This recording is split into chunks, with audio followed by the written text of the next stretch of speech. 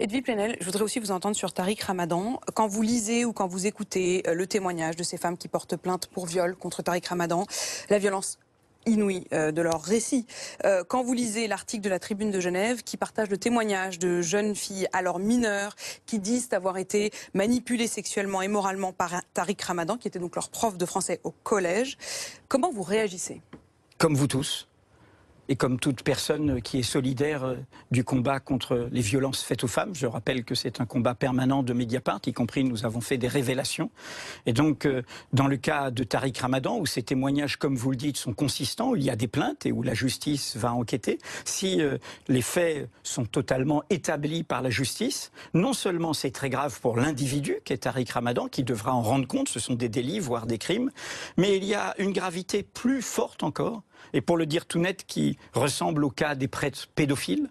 Tariq Ramadan est un intellectuel qui se réclame d'une spiritualité, la spiritualité musulmane, avec une très forte autorité. Ce que notre enquête, sans aucune complaisance, en 5 volets, la plus longue enquête faite sur Tariq Ramadan ces dernières années dans la presse, celle de Mathieu Magnodex sur Mediapart avait montré, une logique de puissance, une logique de domination. Et donc, dans son cas, comme pour un prêtre pédophile, il y a quelque chose qui aggrave les crimes, qui est l'abus de confiance. Ces femmes, si j'écoute leurs témoignages, sont venues vers lui, ont accepté de venir vers lui en se disant qu'elles allaient faire quelqu'un qui parlait de foi, qui parlait de valeurs, qui parlait de moralité. Et cette personne, si les actes ont été commis, a donc brisé cette confiance. Et donc, c'est impardonnable. Je fais confiance à la justice pour faire son travail jusqu'au bout. Est-ce que vous saviez ?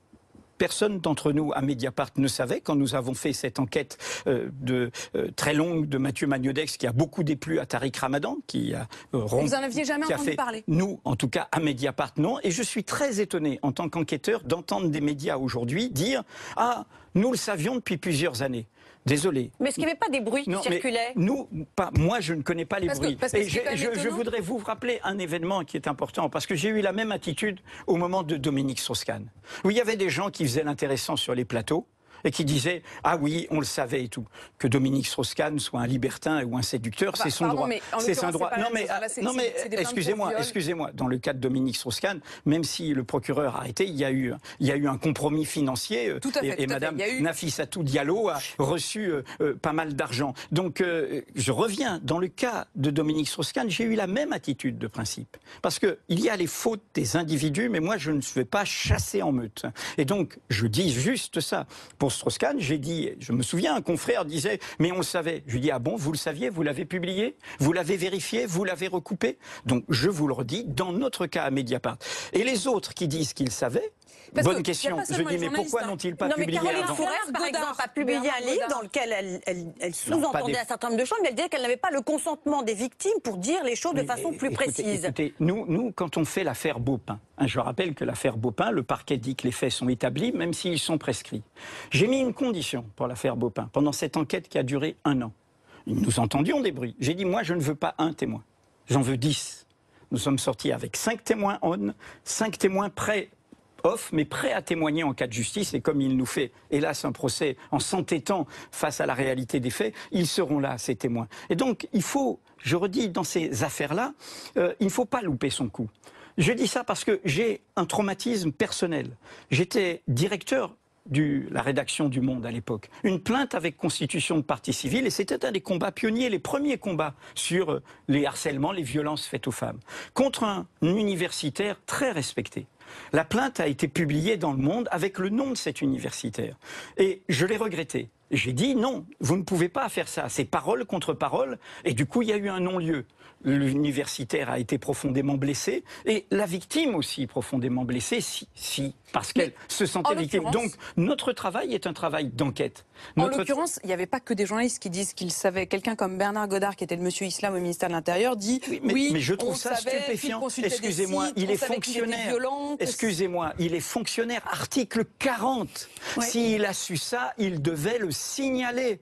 Mais vous n'avez jamais même tenté je vous le redis, Mathieu Magnodex a enquêté pendant plusieurs semaines. Non, mais je vous le redis. Et ces gens qui aujourd'hui vous disent ça, excusez-moi, jamais. Lisez notre enquête. Elle est impitoyable. Et M. Ramadan a fait une vidéo d'1 heure pour essayer d'y répondre, refusant de répondre à Mediapart. Donc, je veux dire, il ne faut pas renverser la charge de la preuve. Encore une fois, des gens qui aujourd'hui disent « nous savions, mais nous n'avons pas publié », ces gens-là ont été complices du crime. Excusez-moi, si on sait quelque chose pendant des années, et qu'on ne se donne pas les moyens, soit policiers, soit judiciaires, soit journalistiques, on permet que d'autres victimes aient lieu. C'est le même débat sur Harvey Weinstein, les gens qui disent. Et donc, non.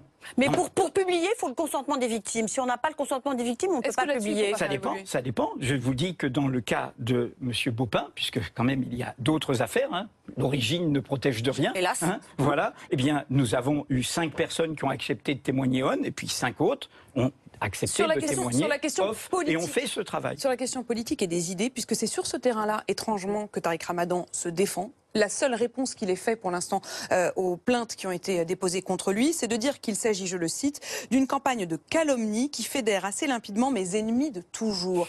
Et son bras droit, Yamin Makri, avec qui il a créé l'Institut islamique de formation à l'éthique, parle d'un complot sioniste international. Quand vous entendez ça, est-ce que ça vous met mal à l'aise ? Mais j'ai pas besoin de me mettre mal à l'aise, c'est ridicule. Et c'est pas à moi qu'il faut poser la question, c'est à eux. Ne tournez pas autour du pot, Apolline de Malherbe. Il y a quelque chose qui se passe là qui est détestable. Il y a des porcs, et c'est une révolution que font les femmes là. C'est une révolution. Tout à fait. C'est un ébranlement. Et c'est une révolution mondiale. C'est une révolution formidable. Comme toute révolution, elle peut avoir des excès, elle peut avoir des injustices, parce que les révolutions peuvent être un peu aveugles, mais c'est une bonne chose, cette révolution. Mais derrière les porcs, parfois, il y a hélas des loups. Des loups qui utilisent ça pour d'autres choses, pour parler d'autres choses. Ce qui se passe actuellement sur les réseaux sociaux, voire dans la bouche de certains responsables politiques, en embarquant mon nom, moi je n'ai croisé dans ma vie que 2 fois M. Ramadan. Que 2 fois. Allusion à Manuel que Valls 2 fois. Qui a parlé de Manuel Valls et plein d'autres. Et je ne veux pas. Non mais je réponds. Écoutez, voilà, je réponds de moi-même. Je réponds de moi-même. Je n'ai croisé M. Ramadan que 2 fois et je me suis retrouvé dans le contexte des attentats invités par une association musulmane. C'était juste après. Mais bien sûr, l'invitation était d'avant et je n'allais pas me dérober pour aller parler de Jaurès, de Charles Péguy, de la République, de ses valeurs. Vous pouvez trouver les vidéos devant 500 de nos compatriotes. Il se trouve qu'ils avaient invité par ailleurs M. Ramadan, qui n'était pas un repris de justice, autant que je sache, et qui, ce jour-là en tout cas, n'a rien dit contraire à nos valeurs républicaines. De cela est fait un amalgame qui relève pour moi, je vous le dis comme je le ressens, d'une chasse aux sorcières, comme du temps du macartisme ou de l'Inquisition. Est-ce que nous avons fait ça, vous, moi, en disant tous les socialistes, M. Valls le premier, M. Cambadélis, doivent rendre compte de ce qui est reproché à M. Strauss-Kahn, dont il faisait la campagne présidentielle? Est-ce que nous avons dit tous les écologistes doivent rendre compte de ce qui est reproché à M. Baupin? Jamais, jamais. Et donc, cette façon de faire, de dire il y a une complicité, qu'est-ce que c'est? Edgar Morin, parce qu'il fait un livre et qu'il débat, et lisez ce livre, il est impitoyable dans ses réponses. Mais ce rapprochement entre cette question-là et la question de ses idées, c'est lui-même qui l'a fait. Non mais peu importe ce qu'il fait, c'est pas moi. Excusez-moi, je ne vous parle pas, Apolline de Malherbe, je ne vous parle pas de Tariq Ramadan et vous pouvez retrouver mes déclarations. J'ai toujours dit que j'avais des désaccords avec lui, mais que j'étais contre sa diabolisation, comme je suis contre au prétexte du terrorisme de diaboliser nos compatriotes musulmans, quels qu'ils soient. Il y a des gens de droite, il y a des gens de gauche, il y a des gens du centre, il y a des pratiquants et des non-pratiquants. Essentialiser une communauté, l'extérioriser, c'est faire le lit du terrorisme, c'est créer le ressentiment. Donc moi j'ai toujours été sur cette position-là, qui est celle de Jean-Louis Bianco, qui est l'Observatoire de la laïcité. Donc je dis juste que là, ce qui est fait actuellement est indigne, La rédaction de Mediapart, Mais là, ce sont les propos même de M. Tariq Ramadan. Non, mais je répondais pas à M. Ramadan, je réponds à M. Valls. Ce n'est pas ce qui est dit de lui, c'est ce qu'il dit lui-même pour sa défense. Discutez avec M. Ramadan. Effectivement, les propos de Manuel Valls auxquels vous répondez de vous-même, puisqu'il a dit ce matin même, il vous a accusé de complicité intellectuelle avec Tariq Ramadan. Vous vous rendez compte, ce crime de complicité intellectuelle, nous sommes au temps de Wyszynski, des procès staliniens. Vous voyez bien ce que ça veut dire? Encore une fois, nous avons une divergence politique avec M. Valls. Elle est criminelle. Je suis un violeur. Je suis complice d'un violeur. Les actes intimes de M. Ramadan, est-ce qu'ils ont à voir avec ses idées? Est-ce qu'ils ont à voir avec les gens qui le suivent? Une fois, c'est lui-même qui le dit. Non mais attendez, ne faites pas de la casuistique. Si vous voulez discuter avec lui, vous discutez avec lui. Si vous voulez, il l'a été. Débrouillez-vous avec M. Ramadan. Vous m'avez invité, moi, pour parler du devoir d'hospitalité. Hein, pas pour parler de ceux qui font la chasse aux sorcières, de ceux qui, encore une fois, détournent le combat légitime des femmes. Vous savez, hier, Mediapart recevait Naomi Klein. Vous verrez la vidéo partout sur Mediapart la semaine prochaine. Naomi Klein, c'est le symbole de ce qu'on appelle, dans les pays anglo-saxons, l'intersectionnalité. Les causes communes de l'égalité. Les causes communes de l'égalité. Moi, je n'oublie aucune cause commune de l'égalité. Je suis, et j'ai toujours été, pour le légitime combat des femmes.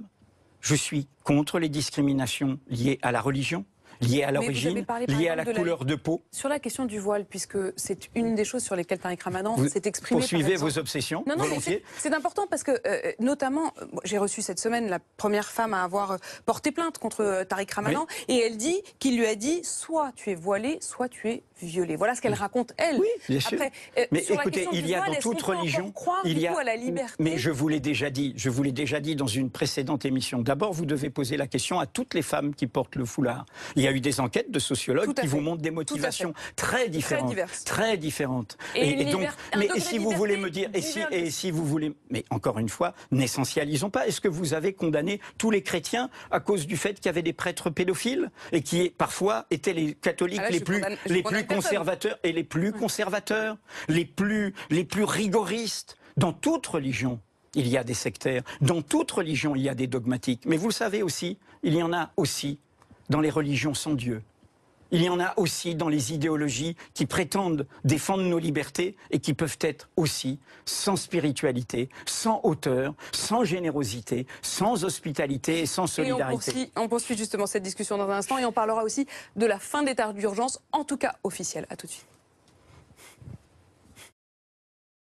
Retrouvez l'appli BFM TV sur votre mobile.